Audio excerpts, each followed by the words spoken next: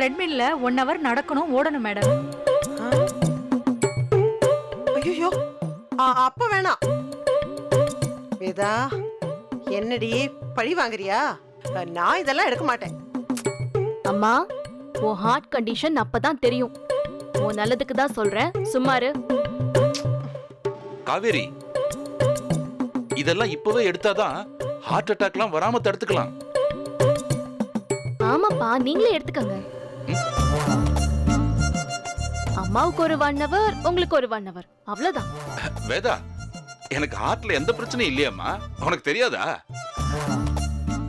Result பார்த்தா தெரிஞ்சிட போதுப்பா. 2 பேரும் ஒழுங்கா ஓடணும். நர்ஸ், இவங்களை கூட்டிட்டு போங்க. மேடம், ட்ரெட்மில் டெஸ்ட் பேக்கேஜ்லயே இல்ல.